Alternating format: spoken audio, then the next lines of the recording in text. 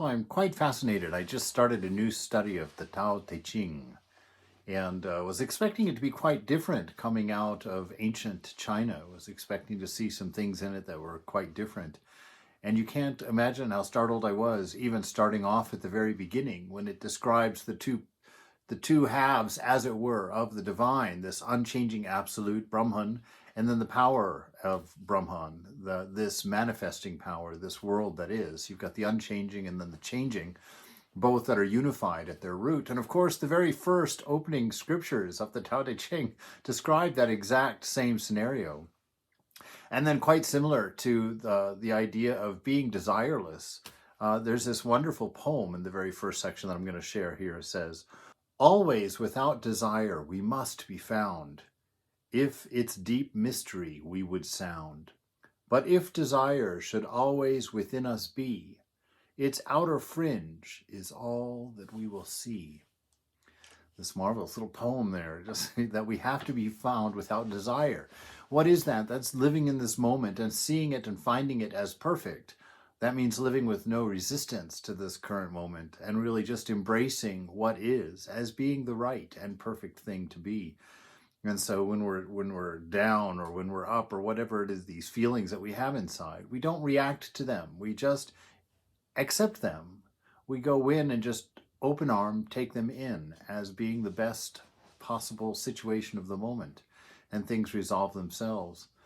And the problem is that these desires form in the mind. And so as long as we're living a life fulfilling desires, we're living a life in the mind. And the mind is always changing. And those desires will always be changing. And so we'll be on a treadmill as such. And the little poem there tells us that if we stay in that state of just constantly chasing desire instead of accepting the moment as perfect as it is, that we'll only experience the fringe of this existence, the fringe of the bliss of our inner nature, of that divinity.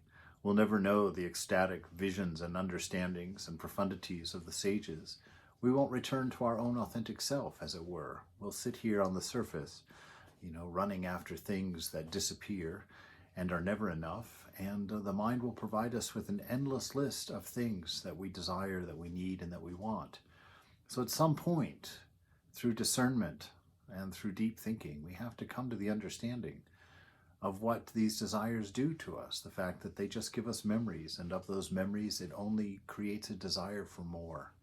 So round and round that treadmill goes.